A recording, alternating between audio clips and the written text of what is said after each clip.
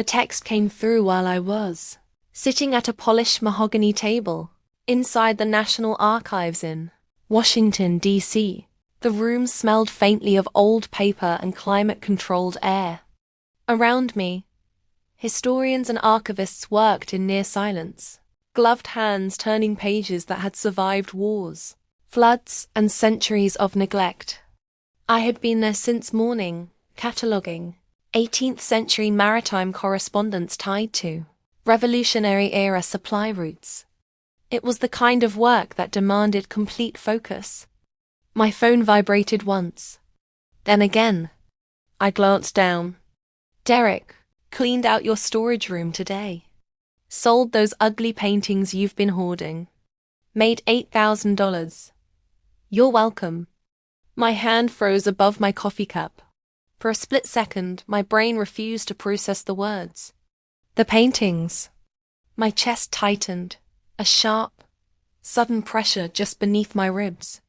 That years of training kept my expression neutral. Across the table, the librarian didn't look up. No one noticed anything unusual.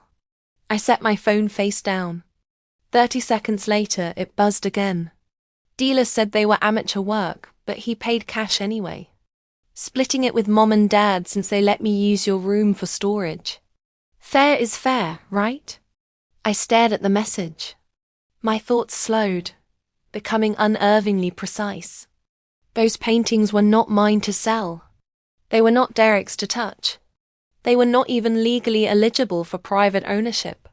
Each one was a recovered cultural artifact under active federal protection. They were temporarily housed in my secure storage facility while undergoing authentication and provenance verification. Because I wasn't just an art historian. I was the lead art historian for the FBI, Art Crime Team's Cultural Heritage Division, specializing in Revolutionary War-era artwork and transnational recovery cases. Those 7 paintings represented 18 months of work, 18 months of coordination with Interpol, 18 months of negotiations with private collectors, 18 months of forensic pigment testing, carbon dating, and historical cross-referencing. They were attributed to Charles Wilson Peale, recovered from an estate fraud case in Geneva. Combined insured value, $1.2 million. Legal classification, protected federal assets.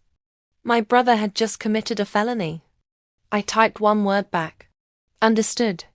Then I stood, gathered my documents, and quietly made a phone call.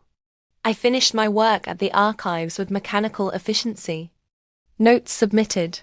Files logged. Gloves returned. At exactly 3:42 p.m., I boarded the train back to Philadelphia. My phone buzzed the entire ride. Use some of the money to book that Vegas trip you keep postponing. Derek told us about the paintings. Glad he could finally help you declutter. Your brother's showing real initiative. Maybe you could learn something about making money. I didn't respond.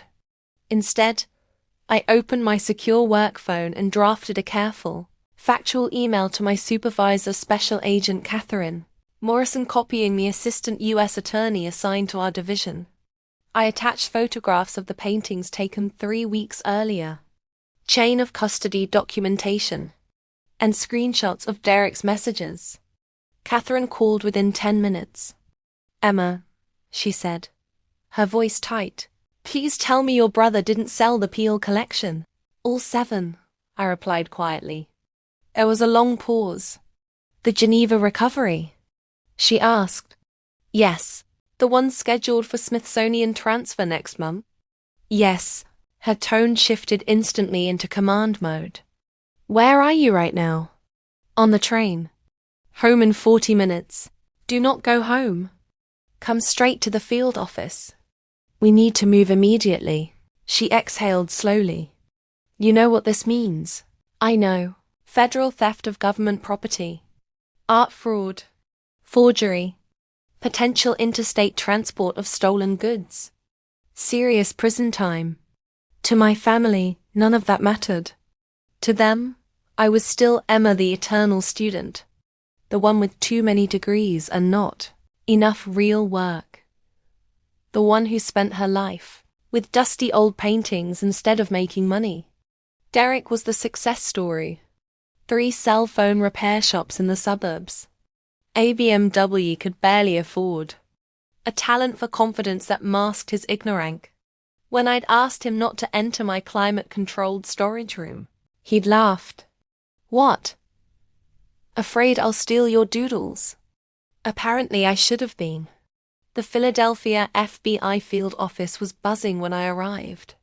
Catherine met me in the lobby, her steel grey hair pulled back, her expression unreadable. Conference room 3, she said.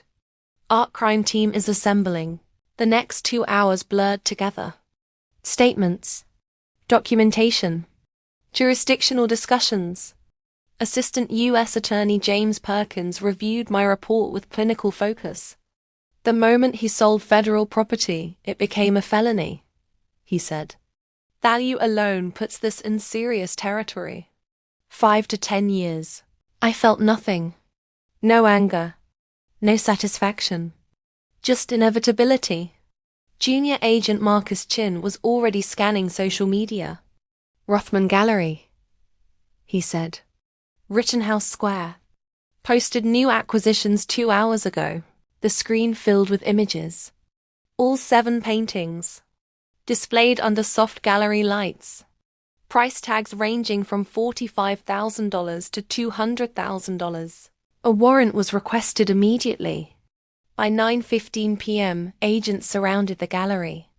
The owner cooperated as soon as he understood the situation.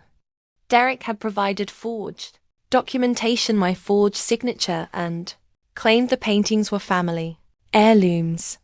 He told them I was dead. Dead. At 10:30 p.m., all 7 paintings were secured. At 11:47 p.m., my phone rang. Emma. Derek's voice cracked. The FBI is here. They're arresting me. You need to tell them this is a mistake. Derek, I said calmly. Those paintings were federal property.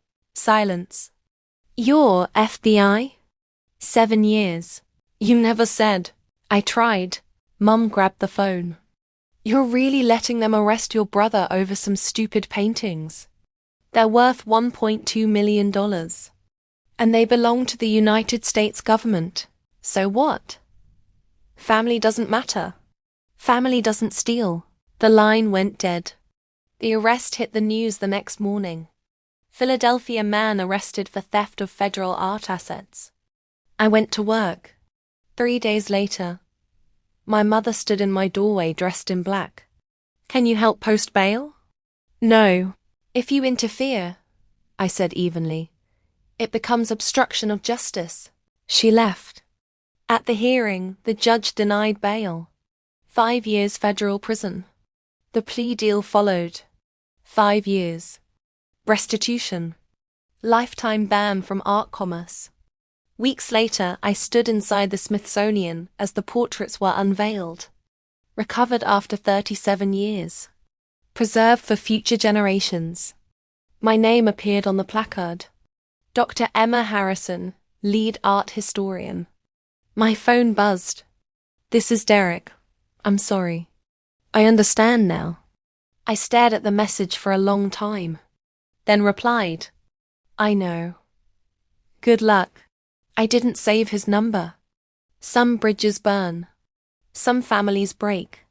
But 7 portraits from 1780 now hang in a museum safe. Studied, preserved. It had to be enough. And it was.